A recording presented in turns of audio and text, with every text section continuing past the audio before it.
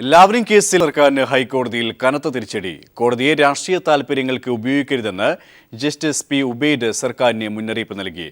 Lavalin കേസിൽ സർക്കാരിന് എന്താണിത്ര തിടുക്കമെന്ന് ചോദിച്ച കോടതി കേസ് പരിഗണിക്കുന്നത് 2 മാസത്തേക്ക് നീട്ടിവെച്ചു.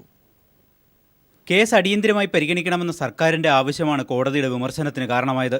സർക്കാരിൻ്റെ ആവശ്യം രാഷ്ട്രീയ പ്രേരിതമാണെന്ന് കേസിലെ എതിർകക്ഷികളുടെ അഭിഭാഷകർ കോടതിയെ ബോധിപ്പിച്ചു. തെരഞ്ഞെടുപ്പ് ലക്ഷ്യമാക്കിയുള്ള നീക്കമാണിത്. ഇതിനെ തുടർന്നാണ് സർക്കാർ നിലപാടിനെ ജസ്റ്റിസ് പി ഉബൈദ് നിശിതമായി വിമർശിച്ചത്. ഈ കേസിൽ സർക്കാരിന് എന്താണ് ഇത്ര തിടുക്കമെന്ന് കോടതി ചോദിച്ചു. രാഷ്ട്രീയ കാര്യങ്ങൾക്കായി കോടതിയെ ഉപയോഗിക്കരുതെന്ന് ജസ്റ്റിസ് പി ഉബൈദ് താക്കീത് നൽകി. അടിയന്തരമായി പരിഗണിക്കേണ്ട സാഹചര്യങ്ങളൊന്നും ഈ കേസിലില്ല. മറ്റു കേസുകളെ അപേക്ഷിച്ച് കൂടുതൽ പരിഗണന നൽകേണ്ട ഒന്നും ഇതിലില്ല. 2000 മുതലുള്ള നിരവധി കേസുകൾ കോടതിയുടെ പരിഗണനയ്ക്കായി കാത്തിരിക്കുകയാണ്. ഈ സാഹചര്യത്തിൽ ലാവ്ലിൻ കേസ് അടിയന്തരമായി പരിഗണിക്കാനാവില്ലെന്ന് ചൂണ്ടിക്കാട്ടിയ കോടതി കേസ് 2 മാസത്തേക്ക് നീട്ടിവെച്ചു. മാർച്ച് 17 കേസ് പരിഗണിക്കണമെന്ന CBI അഭിഭാഷകന്റെ ആവശ്യവും കോടതി അംഗീകരിച്ചില്ല. നിയമസഭാ തെരഞ്ഞെടുപ്പ് വരെയെങ്കിലും ലാവ്ലിൻ കേസ് സജീവമായി നിലനിർത്താനുള്ള സംസ്ഥാന സർക്കാരിൻ്റെ ശ്രമമാണ് ഇതോടെ പൊളിഞ്ഞത്. ഏതായാലും സർക്കാരിനേറ്റ തിരിച്ചടി കൂടിയായി കോടതി വിധി. ഹൈക്കോടതിയിൽ നിന്നും നിയമകാര്യ ലേഖകൻ PP താജുദ്ദീനൊപ്പം സാലിം മുഹമ്മദ്, കൊച്ചി. ലാവ്ലിൻ കേസിൽ സർക്കാർ ഉപഹർജി നൽകിയത് ആഭ്യന്തരമന്ത്രിയുടെ നിർദ്ദേശം മറികടന്ന്. കേസിൽ ഹൈക്കോടതിയെ സമീപിക്കേണ്ടെന്ന് ചെന്നിത്തല നോട്ട് എഴുതിയിരുന്നു. ആഭ്യന്തര സെക്രട്ടറിമാരുടെ കുറിപ്പ് പരിഗണിച്ചായിരുന്നു ചെന്നിത്തലയുടെ നിർദ്ദേശം. കേസിൽ പ്രോസിക്യൂട്ടിംഗ് ഏജൻസി CBI ആണെന്നും അതുകൊണ്ട് ഉപഹർജി നൽകേണ്ടതില്ല എന്നുമായിരുന്നു നിയമ സെക്രട്ടറിയുടെയും ആഭ്യന്തര സെക്രട്ടറിയുടെയും നിലപാട്. വിവരാവകാശ രേഖകൾ പീപ്പിളിന്. ലാവ്ലിൻ കേസ് വിചാരണ നടത്തണമെന്ന CBIയുടെ റിവിഷൻ ഹർജി വേഗത്തിലാക്കണമെന്നാവശ്യപ്പെട്ട് ഉപഹർജി നൽകാൻ director general of prosecution T Asif Ali നിയമവകുപ്പിൽ നിന്ന് അനുമതി തേടി. ഇക്കാര്യത്തിൽ നിയമവകുപ്പിന്റെ നിലപാട് വ്യക്തമാക്കി നിയമ സെക്രട്ടറി ആഭ്യന്തര സെക്രട്ടറിക്ക് കുറിപ്പ് നൽകി. കേസിൽ പ്രോസിക്യൂട്ടിംഗ് ഏജൻസി CBI ആണെന്നും CBI സംസ്ഥാന സർക്കാരിന് കീഴിലുള്ള ഏജൻസി അല്ലെന്നും ഇക്കാരണത്താൽ സത്യവാങ്മൂലം നൽകാൻ കഴിയില്ലെന്നുമായിരുന്നു നിയമോപദേശം. ഇക്കാര്യം ആവർത്തിച്ച് വ്യക്തമാക്കി ആഭ്യന്തര സെക്രട്ടറി ആഭ്യന്തരമന്ത്രിക്ക് കുറിപ്പും നൽകി.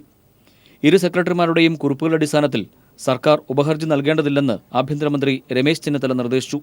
എന്നാൽ 3 പേരുടെയും റിപ്പോർട്ടുകൾ അവഗണിച്ചാണ് പിന്നീട് സർക്കാർ ഹൈക്കോടതിയിൽ ഉപഹർജി നൽകിയത്. ഉപഹർജി നൽകേണ്ടതില്ലെന്ന് ആഭ്യന്തരമന്ത്രി നിർദ്ദേശം നൽകിയിരുന്നു എന്ന ചോദ്യത്തിന് അറിയില്ലെന്നായിരുന്നു മുഖ്യമന്ത്രിയുടെ മറുപടി. എന്നോട് ചോദിച്ചാൽ ഞാൻ പറയും, എനിക്കറിയത്തില്ല. പിന്നെ ആരാണ് ഉപഹർജി നൽകിയത് എന്ന ചോദ്യത്തിന് മറുപടി ഇങ്ങനെയും. പിന്നെ ആരാ പോയത്? പിന്നെ ആരാ? എനിക്കറിയില്ല.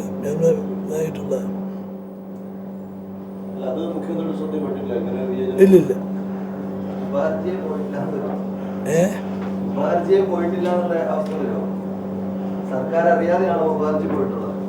അതിനെ സംബന്ധിച്ചിടത്തോളം എനിക്ക് കൂടുതൽ അറിയത്തില്ല. അപ്പം പിന്നെ ഞാൻ അറിയാത്ത കാര്യത്തെക്കുറിച്ച് ഞാനെങ്ങനെയാണ് പറയുന്നത്? ഉപഹർജി നൽകാൻ ചരടുവലികൾ നടത്തിയ DGP ആസിഫ് അലി വ്യക്തമായ രാഷ്ട്രീയ ലക്ഷ്യങ്ങളുള്ള ആളാണെന്ന് വ്യക്തമാവുകയാണ്.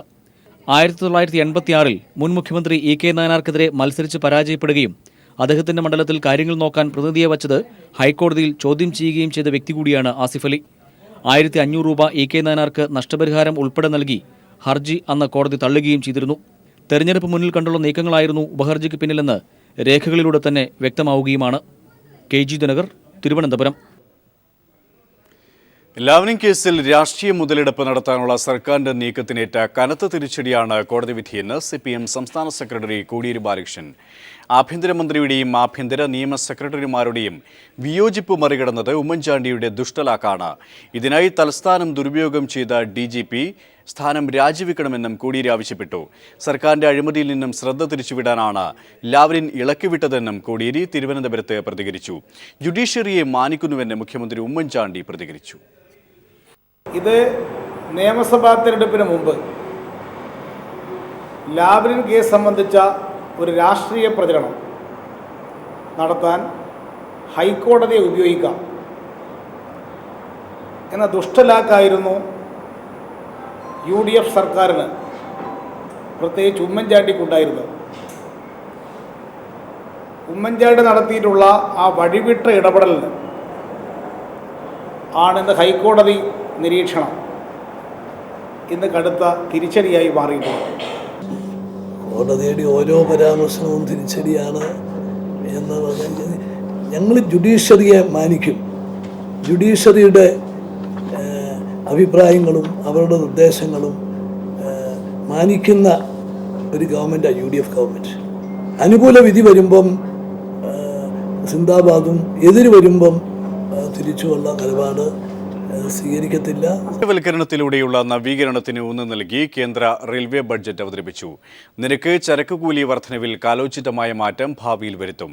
അധിക വിഭവ സമാഹരണത്തിന് ബഡ്ജറ്റ് ലക്ഷ്യമിടുന്നുണ്ടെങ്കിലും മാർഗങ്ങളെക്കുറിച്ച് മൗനമാണ്. 2016-17 സാമ്പത്തിക വർഷം ഇന്ത്യൻ റെയിൽവേ 1,84,000 കോടി രൂപയുടെ വരുമാനം പ്രതീക്ഷിക്കുന്നതായും ബഡ്ജറ്റ് പറയുന്നു. കൂലികൾ എന്നറിയപ്പെടുന്ന റെയിൽവേ പോർട്ടർമാരുടെ പേര് ഇനി മുതൽ സഹായക് എന്നാക്കി മാറ്റുമെന്നും ബഡ്ജറ്റിൽ പ്രഖ്യാപനം. റെയിൽവേയുടെ അടിസ്ഥാന സൗകര്യ വികസനത്തിനായി പൂർണ്ണമായും സ്വകാര്യ നിക്ഷേപത്തെ ആശ്രയിക്കുന്ന ബഡ്ജറ്റാണ് കേന്ദ്രമന്ത്രി സുരേഷ് പ്രഭു അവതരിപ്പിച്ചത്. 2016-17 സാമ്പത്തിക വർഷം 1,84,000 കോടി രൂപയുടെ വരുമാനം പ്രതീക്ഷിക്കുന്നു. ഇതിനായി നിരക്ക് വർധനവോ ചരക്കുകൂലി വർധനവോ ഏർപ്പെടുത്തില്ല. പക്ഷേ കാലോചിതമായ മാറ്റം ഇക്കാര്യത്തിൽ വരുത്തുമെന്ന് പരാമർശിച്ച് ഭാവിയിലെ നിരക്ക് വർധനയുള്ള അവസരം ബഡ്ജറ്റ് തുറന്നിടുന്നു.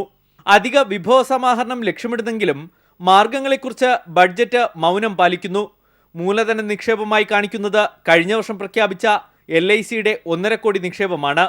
പരസ്യ വരുമാനം വർദ്ധിപ്പിച്ചും റെയിൽപാളങ്ങൾക്ക് സമീപത്തെ ഭൂമി തോട്ടം കൃഷിക്കായി പാട്ടത്തിന് നൽകിയും വരുമാനം കണ്ടെത്തും. തിരക്കേറിയ ബിസിനസ് പാതകളിൽ ഡബിൾ ഡക്കർ ട്രെയിനുകൾ ഓടിക്കും. അടുത്ത 5 വർഷത്തേക്ക് ആധുനികവൽക്കരണത്തിനായി 8.5 ലക്ഷം കോടി രൂപ, 2800 കിലോമീറ്റർ പുതിയ പാതകൾ നിർമ്മിക്കും. നിലവിലുള്ള പാതകളിൽ 2000 കിലോമീറ്റർ ഈ സാമ്പത്തിക വർഷം വൈദ്യുതീകരിക്കും. വടക്ക് കിഴക്കൻ സംസ്ഥാനങ്ങളിലേക്കുള്ള റെയിൽ ഗതാഗതം സുഗമമാക്കാൻ പുതിയ പാതകളും കോറിഡോറും പ്രഖ്യാപിച്ചു. സംസ്ഥാനങ്ങളുമായി ചേർന്ന് 44 പുതിയ പദ്ധതികൾ. വിഷൻ 2020 എന്ന് പേരിട്ട് 8 പദ്ധതികൾ ബഡ്ജറ്റിൽ അക്കമിട്ട് നിരത്തുന്നു. 2020ഓടെ ആളില്ലാ ലെവൽ ക്രോസുകൾ നിർത്തലാക്കും. ഇതുവഴി യാത്രാസമയം കുറയും. കേരളത്തിൽ നിന്നും ദില്ലിയിലേക്കുള്ള യാത്രാസമയത്തിലും 8 മണിക്കൂർ കുറവുണ്ടാകുമെന്ന് ബഡ്ജറ്റ് പ്രതീക്ഷിക്കുന്നു. ലെവൽ ക്രോസ് നവീകരണത്തിനായി 400 കോടി രൂപ വകയിരുത്തി. സാധാരണക്കാരെ കയ്യിലെടുക്കാൻ റിസർവേഷൻ ആവശ്യമില്ലാത്ത അന്ത്യോദയ എക്സ്പ്രസുകൾ പ്രഖ്യാപിച്ചു. കൂടാതെ ദീർഘദൂര സർവീസുകളിൽ റിസർവേഷൻ വേണ്ടാത്ത ദീൻദയാൽ എന്ന പേരിലുള്ള പ്രത്യേകം കോച്ചുകൾ ഘടിപ്പിക്കും. റെയിൽവേ പോർട്ടർമാരുടെ പേര് കൂലി എന്നതിൽ നിന്ന് മാറ്റി സഹായക് എന്നാക്കി മാറ്റും. 5 സംസ്ഥാനങ്ങളിലേക്കുള്ള തെരഞ്ഞെടുപ്പ് മുന്നിൽ കണ്ടുള്ള ഒരു രാഷ്ട്രീയ ബഡ്ജറ്റാണ് സുരേഷ് പ്രഭു അവതരിപ്പിച്ചത്. നഷ്ടത്തിലേക്ക് കൂപ്പുകുത്തുന്ന റെയിൽവേ സംരക്ഷിക്കാനുള്ള ക്രിയാത്മകമായ പദ്ധതികളൊന്നും ബഡ്ജറ്റിലുണ്ടായില്ലെന്നും വിദഗ്ധർ ചൂണ്ടിക്കാട്ടുന്നു. ഡൽഹിയിൽ നിന്നും സന്തോഷ് സർലിംഗ്. റെയിൽ ബഡ്ജറ്റിൽ ഇത്തവണയും കേരളത്തിന് അവഗണന. പാലക്കാട് കോച്ച് ഫാക്ടറിക്ക് തുക വകയിരുത്തില്ല. സംസ്ഥാന സഹകരണത്തിലൂടെയുള്ള സബർബൻ ട്രെയിൻ പദ്ധതിക്ക് മാത്രമാണ് പച്ചക്കൊടി ലഭിച്ചത്. ബഡ്ജറ്റ് നിരാശാജനകമെന്ന് കേരള MP മാർ പ്രതികരിച്ചു. വിശദാംശങ്ങൾ നൽകാൻ ദില്ലിയിൽ നിന്നും മനുശങ്കർ ചേരുകയാണ്. മനു, കാലാകാലങ്ങളായുള്ള കേരളത്തിൻ്റെ ആവശ്യങ്ങൾക്ക് ഇക്കുറിയും നിറം മങ്ങിയ ഒരു സാഹചര്യമാണ് ഉണ്ടായിരിക്കുന്നത്. മറ്റു വിവരങ്ങൾ സുരേഷ്, വീണ്ടും ചെറിയ രീതിയിലുള്ള കാര്യങ്ങൾ പെരുപ്പിച്ചു കാണിച്ചു എന്നതിനപ്പുറം വലിയ രീതിയിലുള്ള അവഗണനയാണ് കേരളത്തിനോട് ഈ ബഡ്ജറ്റും കാണിച്ചിരിക്കുന്നത്. സംസ്ഥാനത്തിനായി ട്രെയിനുകളൊന്നും പ്രഖ്യാപിച്ചില്ല. പ്രതീക്ഷയർപ്പിച്ചിരുന്ന കഞ്ചിക്കോട് കോച്ച് ഫാക്ടറി നിർമ്മാണത്തിനും ഒപ്പം ചേർത്തല വാഗൺ നിർമ്മാണ യൂണിറ്റിനും ബഡ്ജറ്റിൽ ഇടം കണ്ടെത്താനായില്ല. ബഡ്ജറ്റ് നിരാശാജനകമെന്നായിരുന്നു വിവിധ കേരള MP മാരും ഇതിനുശേഷം പ്രതികരിച്ചത്. സംസ്ഥാന സഹകരണത്തിൽ തിരുവനന്തപുരം ചെങ്ങന്നൂർ സബർബൻ ട്രെയിൻ പദ്ധതി നടപ്പാക്കുമെന്ന് റെയിൽ മന്ത്രി സുരേഷ് പ്രഭു പ്രഖ്യാപിച്ചത് മാത്രമാണ് ഈ ബഡ്ജറ്റിൽ ഒരു ആശ്വാസമായി ഉണ്ടായിരുന്നത്. അതുകൂടാതെ നിലവിൽ ഉള്ള പദ്ധതികളൊന്നും വലിയ രീതിയിലുള്ള പുതിയ പദ്ധതികളൊന്നും പ്രഖ്യാപിച്ചില്ല എന്നതാണ് ശ്രദ്ധേയം. ഇരട്ടപ്പാത ഇക്കാര്യത്തിൽ ഓട്ടോമാറ്റിക് സിഗ്നൽ സംവിധാനം ഏർപ്പെടുത്തി സബർബൻ പദ്ധതി നടപ്പാക്കും എന്നത് മാത്രമാണ് ഇതിൽ പുതുതായി പ്രഖ്യാപിച്ചിട്ടുള്ളതാണ് എന്നതാണ് ശ്രദ്ധേയം. തിരുവനന്തപുരം കന്യാകുമാരി പാത ഇരട്ടിപ്പിക്കലിന് 320 കോടി രൂപ പ്രഖ്യാപിച്ചു. എറണാകുളം സ്റ്റേഷനിൽ പിക്ക് ലൈൻ നിർമ്മാണത്തിനായി 3.5 കോടി രൂപയും മുളന്തുരുത്തി കുറുപ്പുംതുര പാത ഇരട്ടിപ്പിക്കലിനായി 27 കോടി രൂപയും പ്രഖ്യാപിച്ചിട്ടുണ്ട്. ഇത്തരത്തിൽ അടിസ്ഥാന സൗകര്യ വികസനത്തിനായി മാത്രമാണ് കേരളത്തിൽ കുറച്ചെങ്കിലും തുക അനുവദിച്ചത്. അല്ലാതെ മറ്റൊരു രീതിയിലും കേരളത്തിന് വേണ്ടി വലിയ രീതിയിലുള്ള യാതൊരു വികസന പദ്ധതികൾക്ക് വേണ്ടിയും തുക അനുവദിച്ചിട്ടില്ല എന്നതാണ് ഈ ബഡ്ജറ്റിൽ കേരളത്തെ പൂർണ്ണമായി തഴഞ്ഞു എന്നത് വ്യക്തമാക്കുന്നത്. സുരേഷ്, JDUവിന്റെ രാജ്യസഭാ സ്ഥാനാർത്ഥി ആരെന്ന് JDUവിന്റെ പാർലമെന്ററി പാർട്ടി തീരുമാനിക്കുമെന്ന് JDU അധ്യക്ഷൻ MP വീരേന്ദ്രകുമാർ. JDUവിന് രാജ്യസഭാ സീറ്റ് നൽകുമെന്ന മുഖ്യമന്ത്രിയുടെ പ്രസ്താവനയോട് പ്രതികരിക്കുകയായിരുന്നു വീരേന്ദ്രകുമാർ. ആദ്യത്തെ സീറ്റ് കോൺഗ്രസിനും രണ്ടാമത്തെ സീറ്റ് JDUവിനും തരണമെന്നാണ് UDFിൻ്റെ തീരുമാനം. JDUവിനെ അംഗീകരിച്ചതിൽ വളരെ സന്തോഷമുണ്ട്. ഇതിലെ പാർട്ടിയുടെ സ്ഥാനാർത്ഥി ആരാവണമെന്ന് തീരുമാനിക്കുക പാർട്ടിയുടെ പാർലമെൻ്റ് റിപ്പോർട്ടാണ്. മുഖ്യ വിവരാവകാശ കമ്മീഷണറായി മുൻ വിജിലൻസ് ഡയറക്ടർ വിൻസൻ എം പോളിനെയും നിയമിക്കാൻ തീരുമാനിച്ചു. സെലക്ഷൻ കമ്മിറ്റി അംഗമായ പ്രതിപക്ഷ നേതാവ് VS അച്യുതാനന്ദന്റെ വിയോജനക്കുറിപ്പോടെയാണ് അംഗങ്ങളെയും കമ്മീഷണറെയും തെരഞ്ഞെടുത്തത്. ആകെ ലഭിച്ച 245 അപേക്ഷകരിൽ നിന്ന് ചുരുക്കപ്പട്ടിക തയ്യാറാക്കുകയായിരുന്നു. സെലക്ഷൻ കമ്മിറ്റി അംഗങ്ങളായ മുഖ്യമന്ത്രി ഉമ്മൻചാണ്ടി, കുഞ്ഞാലിക്കുട്ടി എന്നിവർ ഭൂരിപക്ഷം ഉപയോഗിച്ച് തീരുമാനമെടുക്കുകയായിരുന്നു.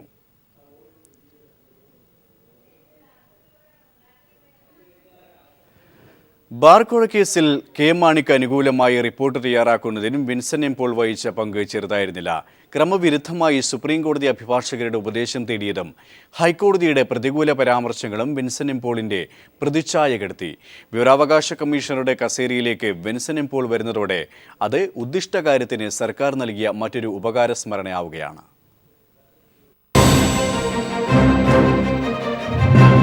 കേരള പോലീസിലെ ഷെർലക് ഹോംസ് എന്നൊരു വിളിപ്പേരുണ്ടായിരുന്നു വിൻസെന്റ് എം പോളിന്. ചാരത്തിൽ നിന്നുപോലും തെളിവുകൾ കണ്ടെടുക്കുന്ന കുശാഗ്രബുദ്ധി വിൻസെന്റ് എം പോളിനെ കേരള പോലീസിലെ മിടുക്കരായ ഓഫീസർമാരുടെ പട്ടികയിൽ മുൻഗണനക്കാരനാക്കി. സത്യസന്ധവും പ്രൗഢഗംഭീരവുമായ സർവീസ് ജീവിതത്തിന്റെ ഗരിമയൊന്നും അവകാശപ്പെടാനാവാതെയാണ് വിൻസെന്റ് എം പോൾ തന്റെ കാക്കി അഴിച്ചുവെച്ചത്. KM മാണിക്കെതിരായ ബാർക്കോഴ കേസിൽ തെളിവുകൾ നിരത്തിയ കീഴുദ്യോഗസ്ഥൻ R സുകേഷിന്റെ കണ്ടെത്തലുകളെ മറികടക്കാൻ വിൻസെന്റ് എം പോൾ ആയുധമാക്കിയത് സുപ്രീം കോടതി അഭിഭാഷകരുടെ നിയമോപദേശത്തെ തന്നെ. സുകേഷിന്റെ റിപ്പോർട്ടിൽ ചുവന്ന മഷി കൊണ്ട് വിൻസെന്റ് എം പോൾ മാണിക്ക് സ്തുതി കോറിയിട്ടപ്പോൾ തകർന്നടിഞ്ഞത് വിജിലൻസിന്റെയും വിൻസെന്റ് എം പോളിന്റെയും വിശ്വാസ്യത. വിവരാവകാശ കമ്മീഷണർ കസേരയുടെ പ്രലോഭനമാണ് വിൻസെന്റ് എം പോളിന്റെ മനസ്സിലാക്കിയതെന്ന് വാർത്തകൾ ഇന്നത്തെ സ്ഥാനലബ്ധിയോടെ പൂർണ്ണമാവുന്നു. ഹൈക്കോടതിയുടെ കനത്ത പ്രഹരം ഏറ്റുവാങ്ങിയ ഉദ്യോഗസ്ഥനെ ഇൻഫർമേഷൻ കമ്മീഷണറാക്കുക വഴി ഉമ്മൻചാണ്ടി ഉദ്യോഗസ്ഥർക്ക് നൽകുന്ന സന്ദേശവും പകൽ പോലെ വ്യക്തം. കൂടെ നിന്നാൽ അതിൻ്റെ പ്രയോജനം നമുക്കെല്ലാവർക്കും ഒരുപോലെ ഉണ്ടാവും. News bureau, Thiruvananthapuram. Vinson M പോളിന്റെ നിയമനം സർക്കാരിന്റെ തെറ്റായ സമീപനമാണ് വ്യക്തമാക്കുന്നതെന്ന് പ്രതിപക്ഷ നേതാവ് VS അച്യുതാനന്ദൻ പ്രതികരിച്ചു. തെറ്റായ ഒരു സമീപനമാണ്. അതിനെ ഞാൻ പ്രതിഷേധിച്ചിട്ടുണ്ട്, വിയോജിച്ചിട്ടുണ്ട്.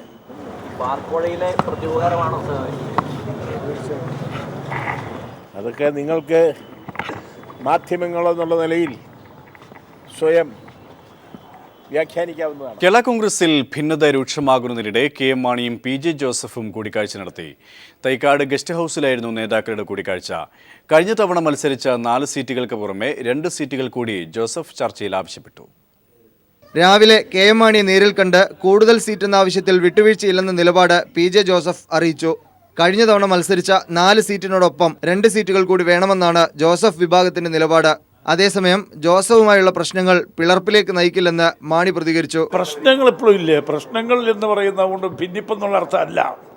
പ്രശ്നങ്ങൾ എന്ന് പറയുന്നത് പല സീറ്റ് ഡിസ്കഷൻ പ്രശ്നമില്ലേ? നമ്മൾ ചോദിക്കുന്ന സീറ്റെല്ലാം കിട്ടുമോ? എന്നാൽ ചില സീറ്റുകൾ കിട്ടാതെ നമ്മൾ സമ്മതിക്കുമോ? അതുമില്ല. ഇതൊക്കെ പ്രശ്നങ്ങളാണ്. പ്രശ്നം എന്ന് പറയുന്നത് ശ്രമകരമായ കാര്യങ്ങൾക്കാണ് പ്രശ്നം എന്ന് പറയുന്നത്. ഫ്രാൻസിസ് ജോർജിന് പൂഞ്ഞാറും ആന്റണി രാജുവിന് തെക്കൻ മേഖലയിൽ ഒരു സീറ്റും വേണമെന്നതാണ് ജോസഫിന്റെ നിലപാട്. KM മാണി ഇത് അംഗീകരിച്ചില്ലെങ്കിൽ UDF-ൽ പ്രത്യേക ഘടകകക്ഷിയായി നിൽക്കുക, അതല്ലെങ്കിൽ മുന്നണി വിടുക എന്ന അഭിപ്രായമാണ് ജോസഫ് വിഭാഗത്തിലെ മുതിർന്ന നേതാക്കൾ പ്രകടിപ്പിക്കുന്നത്. ഇതിനിടെ ക്ലിഫ് ഹൗസിൽ ഇന്ന് നടക്കാനിരുന്ന UDF യോഗം മാറ്റി. News bureau, Thiruvananthapuram. ആയുധം കൈവശം വച്ച കേസിൽ ഏർവാട സെൻട്രൽ ജയിലിൽ കഴിഞ്ഞ നടൻ സഞ്ജയ് ദത്ത് ജയിൽ മോചിതനായി. 42 മാസത്തെ ജയിൽവാസത്തിന് ശേഷമാണ് സഞ്ജയ് ദത്ത് പുറത്തിറങ്ങിയത്. ഭാര്യ മാനരിയും കുട്ടികളും അടുത്ത ബന്ധുക്കളും അദ്ദേഹത്തിന് സ്വീകരിക്കാൻ ജയിലിലെത്തി. 1993 മുംബൈ സ്ഫോടന പരമ്പരയുടെ സമയത്ത് അനധികൃതമായി ആയുധം കൈവശം വെച്ച കേസിൽ 5 വർഷം തടവാണ് സഞ്ജയ് ദത്തിന് വിധിച്ചത്.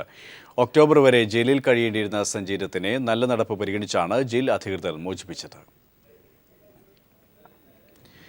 G. ദേവരാജൻ സ്വരലയ സംഗീത പുരസ്കാരം ബോംബെ ജയശ്രീക്ക് സമ്മാനിച്ചു. LR ഈശ്വരി, P. മാധുരി എന്നിവർക്ക് സ്വരലയുടെ KPC സുലോചന പുരസ്കാരങ്ങളും നടീഷയിലേക്ക് പട്ടത്തുവിള കരുണാകരൻ സ്മാരക പുരസ്കാരവും സമ്മാനിച്ചു. കൊല്ലത്ത് നടന്ന ചടങ്ങിൽ ഗായകൻ KJ യേശുദാസാണ് അവാർഡുകൾ വിതരണം ചെയ്തത്. തുടർന്ന് യേശുദാസും അവാർഡ് ജേതാക്കളും ചേർന്ന് ദേവരാജ സന്ധ്യ എന്ന സംഗീത പരിപാടി ONV കുറുപ്പിനെ സമർപ്പിച്ചു.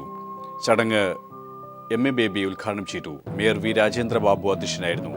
K. അനിൽകുമാർ, RS ബാബു എന്നിവർ സന്നിഹിതരായിരുന്നു.